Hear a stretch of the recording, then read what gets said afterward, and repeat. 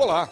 Secretaria da Educação do Estado de São Paulo aplica a partir desta terça-feira, dia 24, as provas do SARESP, o Sistema de Avaliação de Rendimento Escolar de São Paulo. O objetivo do exame é avaliar o sistema de ensino e monitorar as políticas públicas de educação. Bom, neste ano não participarão do exame as escolas que estão ocupadas em protesto à reorganização do sistema de ensino. O SARESP será realizado entre esta terça e quarta-feira. Participam da avaliação estudantes do terceiro, do quinto, do sétimo e do nono ano do ensino fundamental e da terceira série do ensino médio. A Secretaria prevê a participação de 1,2 milhão de alunos na avaliação. As notas obtidas compõem o IDESP, o Índice de Desenvolvimento da Educação do Estado de São Paulo, e servem como parâmetro para o cálculo do bônus dos professores. Vamos conferir agora os destaques de hoje, terça-feira, 24 de novembro. Os consumidores são responsáveis por quase 80% dos gastos totais com medicamentos no país. A audiência pública quer esclarecer o atraso nas obras da linha do monotrilho.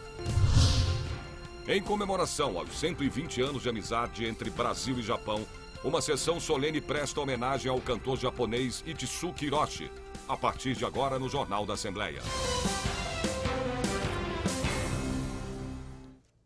Bom, consumidores de São Paulo terão a oportunidade de renegociar dívidas em atraso com condições e descontos especiais diretamente com os credores. É o feirão do Serasa, que vai de hoje, dia 24 até 28 de novembro. Vamos começar agora com a repórter Silvia Garcia, que está ao vivo lá no Serasa. Olá, Silvia. Olá, Sérgio, boa tarde para você, boa tarde para todo mundo. Pois é, a gente veio até Itaquera, zona leste da cidade, para saber como é que fica essa situação aí das pessoas que estão com o nome sujo e que agora vão aproveitar a primeira parcela do 13º para tentar negociar a dívida, tentar limpar o nome. Do meu lado está o Rafael Salme, que é gerente de recuperação de crédito, e vai falar para a gente como é que está essa dinâmica aqui. Hoje foi a abertura do feirão. Exatamente, a abertura, muita gente, a gente chegou aí já na parte da manhã, cerca de 1.000 pessoas já vieram até aqui buscar renegociar a dívida. Bastante. Abre que horas? Para quem quiser ainda, dá tempo. Começou hoje, vai até sábado agora, né, de 24 a 28 de novembro. Para quem quiser vir aqui, o que precisa? Bom, basta ele vir aqui em posse dos seus documentos, né, um RG, CPF, algum documento que tenha foto, e ele vai ser direcionado aqui para o guichê para ver se tem empresa com as dívidas participantes. Chegando aqui, ele vai ser direcionado para a empresa para a qual ele tem dívida, e aí sim fazer a negociação direta com o escredor, com condições diferenciadas, com descontos maiores, com parcelamentos maiores do que normalmente se tem ao longo do ano. Aqui é das 8 às 18 horas, exato. E sábado também, de 8 às 18, até sábado. Exatamente. Lembrando que a gente tem também o feirão online, né, que também os consumidores do Brasil, né, de outras cidades ou de outros estados, ou que não estejam aqui em São Paulo, ou que não querem vir até aqui, ele pode fazer a negociação também de forma online através do nosso site. Super obrigada pela sua participação. Bom, e lembrando, Sérgio, como o Rafael falou pra gente, quando nós chegamos aqui de manhã mais cedo, dá uma olhada aqui, vou pedir para o Vitão, nosso cinegrafista, mostrar aqui toda essa parte de grades que você está vendo, estava tudo ocupado, Sérgio. Tinha gente para o lado de fora, parecia entrada de show de rock, como disse a Gabi, a nossa produtora. Pessoas que estão aqui tentando renegociar cartão de crédito, dívida com um banco, também, Sérgio, sabe o quê? Dívida de conta de luz. Foi uma das maiores reclamações aqui na fila que a gente teve, as pessoas devendo muita conta de luz, até porque esse ano teve um aumento de quase 75% na taxa. Só para você ter uma ideia, aqui no Brasil, hoje, 2015, dia 24 de novembro, 62% das famílias brasileiras estão com o nome sujo. Então, a oportunidade é essa. Vale lembrar mais uma vez, esse feirão vai até dia 28 agora, até sábado, funciona de 8 às 18, fica aqui no estacionamento do Shopping Itaquera, na zona leste da cidade. E se você quiser vir de transporte público, pode pegar o metrô, a linha vermelha 3 e descer aqui na estação Corinthians Itaquera. Por enquanto eu volto com você, Sérgio, vai daí. Que bom que, né, o brasileiro pode renegociar essas dívidas, porque não só a de conta de luz, eu acho que ainda a maior conta que a gente paga aí vem no cartão de crédito, que chega os juros a mais de 400% ao ano. É um absurdo, né? Tradicional almoço do LIDE, o grupo de líderes empresariais, contou com a presença do ministro do Supremo Tribunal Federal, Gilmar Mendes, e também do presidente da Assembleia Legislativa, deputado Fernando Capês, do PSDB. Cerca de 400 empresários ouviram na palestra o ministro dizer que a corrupção atingiu valores estratosféricos sob a apuração da Lava Jato e que o enredo está incompleto, pois não foram reveladas as peças-chave, os mandantes. Diante do péssimo ambiente de negócios por conta do clima político, demonstrado em enquete instantânea, os empresários queriam saber do ministro Gilmar Mendes se o impeachment da presidente Dilma é uma possibilidade. À luz da lei, o impeachment é um processo político que não admite simplificações, respondeu o ministro.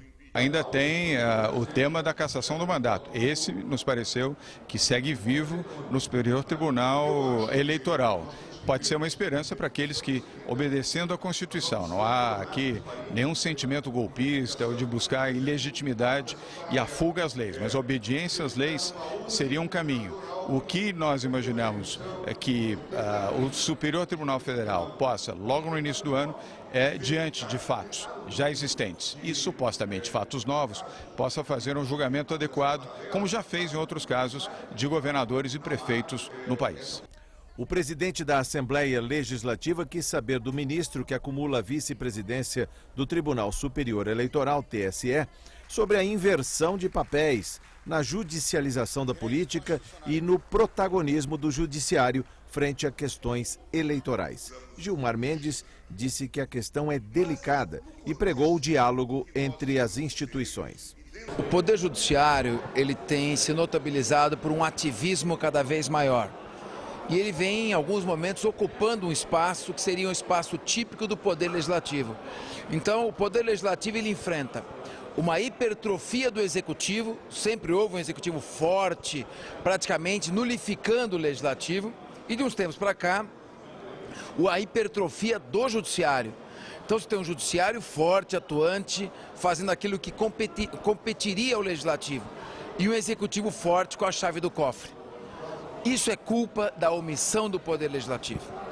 Um Poder Legislativo que tem se mostrado fraco, os parlamentares não têm cumprido o seu papel e isso tem gerado uma ocupação desse espaço pelos outros poderes. Então foi o teor da minha pergunta e tenha certeza, na Assembleia Legislativa nós estamos fazendo de tudo para recuperar o protagonismo e a importância do Legislativo, porque só existe uma democracia quando há equilíbrio entre os poderes e não a concentração, a centralização em um ou em dois desses poderes.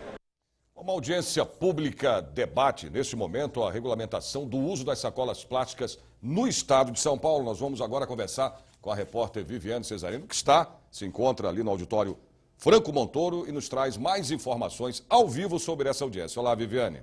Oi, Sérgio, uma ótima tarde para você, uma ótima tarde para todo mundo. Essa audiência pública foi organizada por duas frentes parlamentares aqui da Assembleia, a da Química e a do setor plástico. Você se lembra que um ano atrás o Tribunal de Justiça de São Paulo, ele determinou o cumprimento daquela lei municipal que proibia que os supermercados simplesmente dessem as sacolinhas plásticas. E a partir daí, então, a gente começou a ter que pagar por essas sacolinhas. O que eles estão discutindo aqui é justamente a regulamentação dessa lei. Por quê? Porque eles dizem que quem ganhou com isso foi só o setor dos supermercados e quem perdeu e muito em competitividade também na questão dos empregos foi o setor plástico. Por exemplo, eu conversei com o coordenador geral do Sindicato dos Trabalhadores nas Indústrias Químicas daqui de São Paulo, mas que também representa Taboão da Serra, Embu, Embu-Guaçu e Caieiras, o Oswaldo Bezerra, e ele me contou que cerca de 6.000 pessoas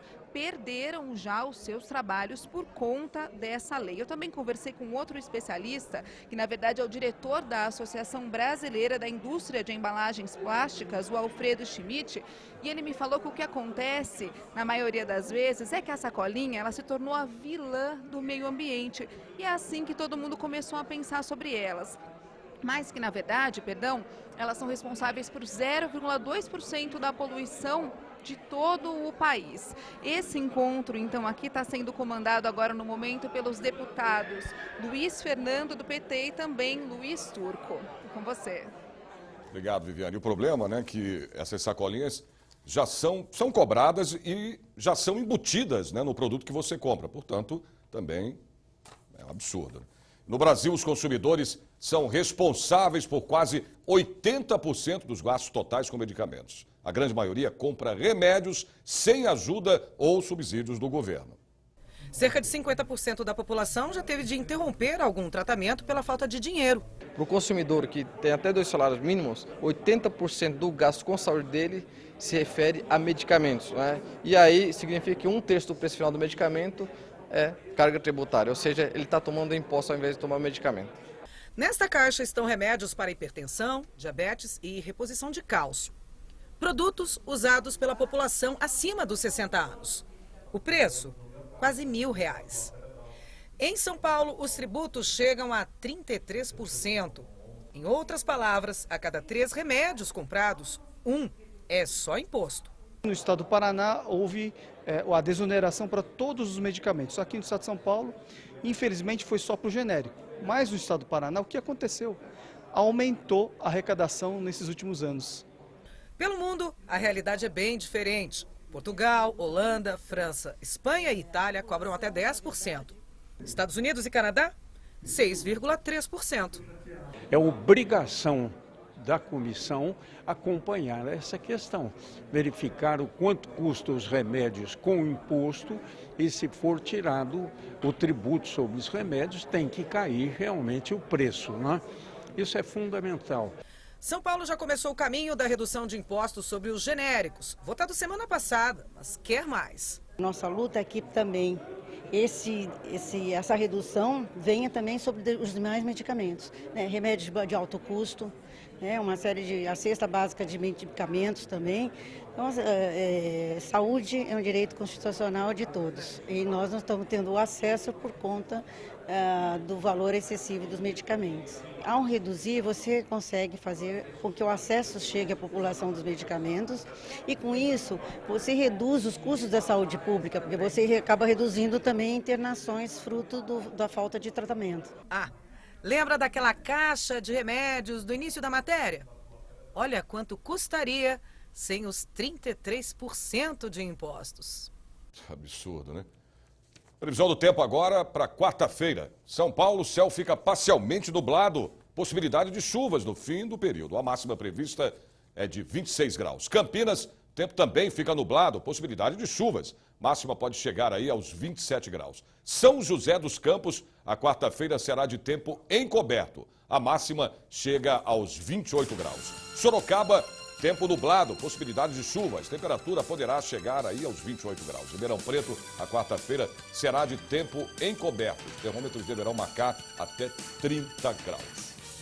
A audiência pública quer esclarecer o atraso das obras da linha do monotrilho. Você vai ver depois do intervalo.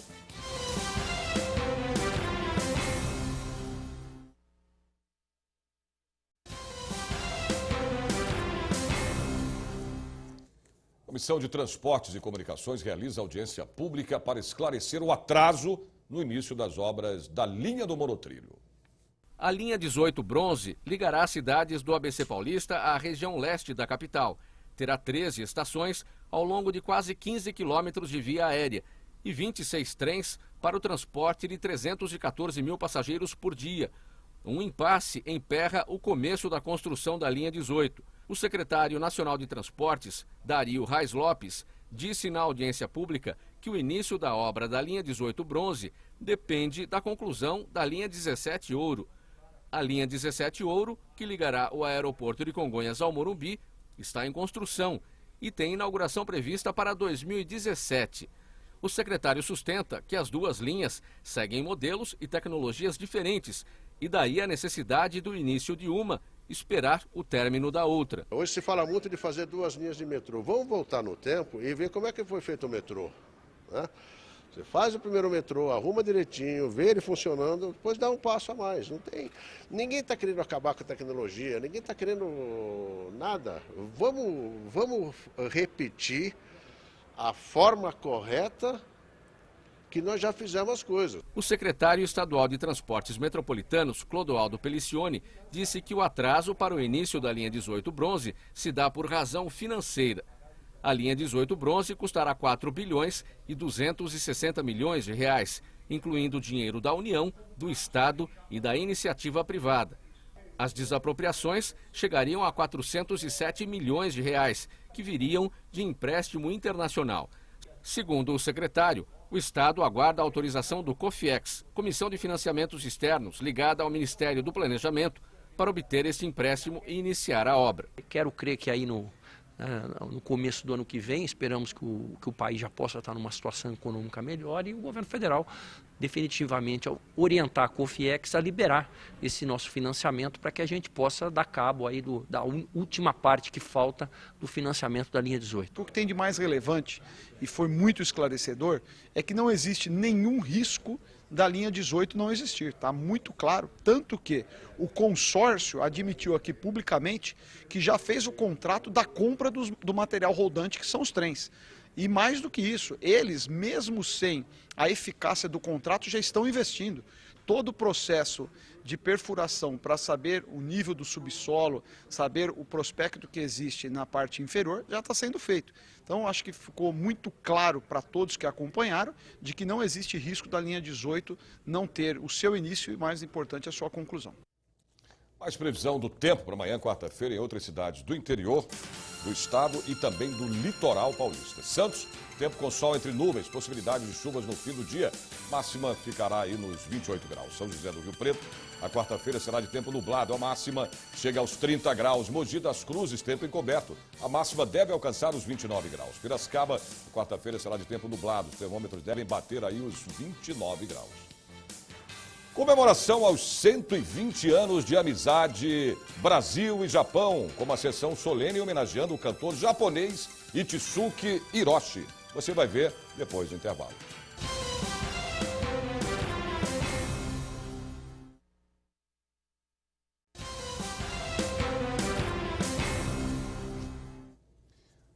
Para celebrar os 120 anos de amizade entre Brasil e Japão, o deputado Zodiato do PMDB presidiu uma sessão solene para homenagear o cantor, compositor, ator e produtor Itsuki Hiroshi, que está completando 51 anos de carreira. Vamos ver na reportagem. Hiroshi teve passagem pelo Brasil, a primeira há 34 anos e a mais recente na década de 90, quando regravou a canção Amigo, de Roberto Carlos, em português e japonês. Eu vim principalmente em função das homenagens e comemorações dos 120 anos de amizade Brasil-Japão. Havia recebido vários convites anteriormente, mas isso fez eu me determinar a vir ao Brasil.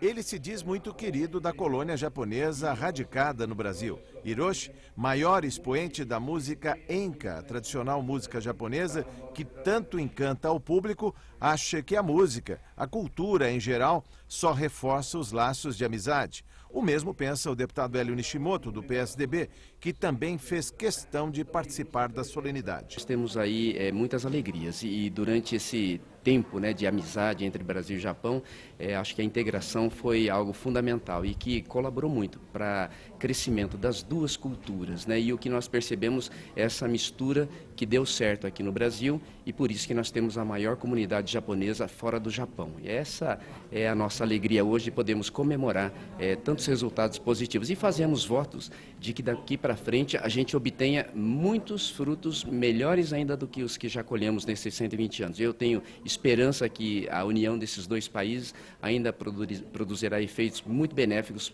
principalmente para o povo brasileiro que precisa tanto de ajuda e de influência que possa melhorar a nossa sociedade brasileira. Uma história de vida, de luta e perseverança reconhecida no Japão e no exterior, disse o deputado Zodiato em discurso, quando aproveitou para mandar um abraço aos irmãos japoneses. Nós estamos comemorando 120 anos da Tratado de Navegação Brasil-Japão, esses dois países irmãos.